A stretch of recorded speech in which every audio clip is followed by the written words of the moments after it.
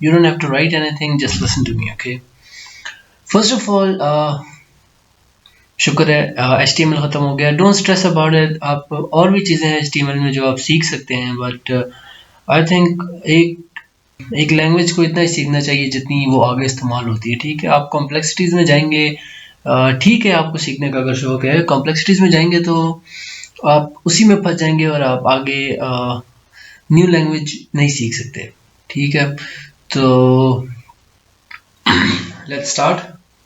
CSS basically styling के लिए use होता है और 3 तरह की CSS होती है. फर्स्ट ऑफ ऑल हम CSS की टाइप्स पढ़ेंगे. 3 तरह की CSS होती है जैसे मैंने आपको बताया. First is inline CSS, second is internal CSS and third is external CSS. पहले मैं आपको दिखाऊंगा इनलाइन CSS क्या होती है. CSS, okay, this is inline CSS. ठीक है, यहाँ पे आपका HTML टैग भी है और इसी लाइन में आपका CSS भी आ रहा है, तो दैट इज इनलाइन CSS. ठीक है, okay, this is inline CSS in the TD tag. TD is for table column. अच्छा जी, इसके बाद आती है internal CSS. Internal CSS basically जो HTML पेज में टॉप में हम लिखते हैं, जैसे स्टाइल टैग के अंदर जो लिखा होता है वो होता है इंटरनल CSS. ठीक है, ओके. इसके बाद आता है external CSS. External CSS basically हम एक एक्सटर्नल फाइल बनाते हैं इस तरह. अच्छा, ये जो एक्सटर्नल फाइल है ये ज़रूरी है कि आप उसी फोल्डर में बनाएं जिसमें आपने HTML फाइल बनाई हुई है. जैसे ये जो फाइल है इसी फोल्डर में, या एक न्यू फोल्डर बनाए, एड्रेस वहीं दे दें. ठीक है, जैसे मैंने किया हुआ है, ये देखें. अच्छा, लिंक कैसे करना है. Link REL that is style sheet, उसके बाद टाइप text/CSS, उसके बाद href जो रेफरेंस है intro.css. ठीक हो गया, इस फाइल का नाम. अच्छा, इस फाइल को हमने सेव जो करना है, हम HTML फाइल को कर रहे थे जो एक्सटेंशन से सेव कर रहे थे, दैट वाज .html. तो CSS फाइल को हम .css से रिप्रेजेंट करेंगे. Okay, this is internal CSS. और इसके बाद आता है एक्सटर्नल CSS. एक्सटर्नल CSS दूसरी फाइल में बनती है. इंटरनल इसी फाइल के टॉप में बनती है, हेडर सेक्शन में बनती है बेसिकली. और इनलाइन जो है वो बनता है विद इन द कोड.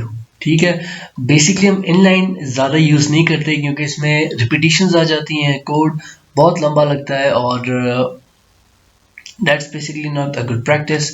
तो हम एक्सटर्नल यूज़ करते हैं. इंटरनल भी कर सकते हैं लेकिन इंटरनल में कोड बहुत ज़्यादा हो जाता है. ठीक है, तो एक्सटर्नल करें तो बेहतर है, आपकी एक ही फाइल में सारी CSS आ जाती है. ओके,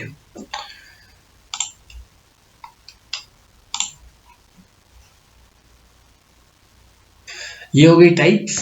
अब मैं आपको बताऊंगा कि CSS बेसिकली लिखी कैसे जाती है. ओके, CSS के लिए 3 चीज़ें होती हैं. First is selector, second is property and third is value. ठीक है, सिलेक्टर बेसिकली कोई HTML टैग हो सकता है, क्लास का नाम हो सकता है, ID का नाम हो सकता है. इसके बाद प्रॉपर्टी है. प्रॉपर्टी कोई भी ऐसी प्रॉपर्टी हो सकती है जिसको हमने चेंज करना है, जिसको हमने मॉडिफाई, जिसको हमने स्टाइलिंग देनी है. ठीक है, उसके बाद वैल्यू होती है. वैल्यू उसी प्रॉपर्टी की, मतलब उस प्रॉपर्टी को कैसे चेंज करना है, दैट्स वैल्यू. ओके, हम इस एग्जांपल से समझेंगे. अच्छा, इससे पहले जो इंटरनल CSS और एक्सटर्नल CSS होता है उसके लिए ये 3 टर्म्स होती हैं. अगर इनलाइन हो तो उसके लिए सिलेक्टर की जरूरत नहीं होती क्योंकि that's already in the code. ठीक है, सिलेक्टर सिर्फ बताने के लिए होता है कि ये जो स्टाइलिंग हम कर रहे हैं ये इस सिलेक्टर के लिए, ये जो स्टाइलिंग कर रही है इस सिलेक्टर के लिए. ठीक है, अब हम इसके साथ ही लिख रहे हैं तो सिलेक्टर की कोई जरूरत नहीं है. Okay, so this is selector.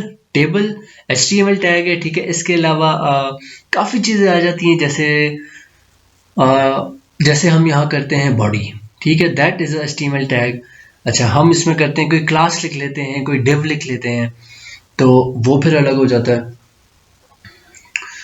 और या आईडी लिख लेते हैं, वो भी हो सकता है। दैट दीज आर द जो ये वो सिलेक्टर्स हैं जो बेसिकली यूज होते हैं।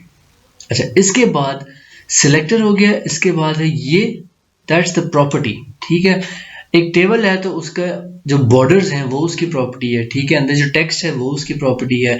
टेक्स्ट की अलाइनमेंट, टेक्स्ट की मार्जिन्स वगैरह, ये वो, ये हम आगे पढ़ेंगे, ये इसकी प्रॉपर्टीज हैं।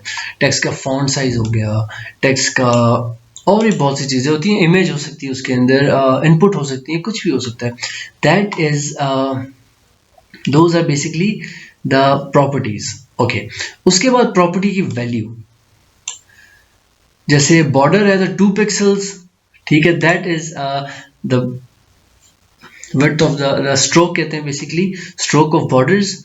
ठीक है, उसके बाद सॉलिड, ये मैं आगे बताऊंगा क्या है। Okay, this whole thing is value. अब आप अगर इनलाइन में आ जाए तो this is the property and this is the value. ठीक है, जो ब्रैकेट्स में है। अब रिप्रेजेंटेशन भी इसकी अलग है, उसकी तरफ आते हैं।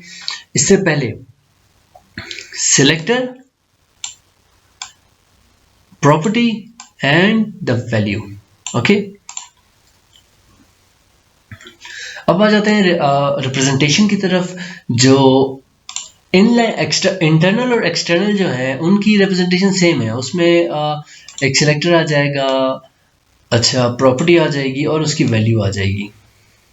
ठीक है, ये आप देख सकते हैं सेम ही है सारा, इसमें कोई डिफरेंट नहीं है। अच्छा, जब आप इनलाइन में आ जाते हैं तो इसमें चीज़ें थोड़ी चेंज हो जाती हैं। इसमें प्रॉपर्टी होती है।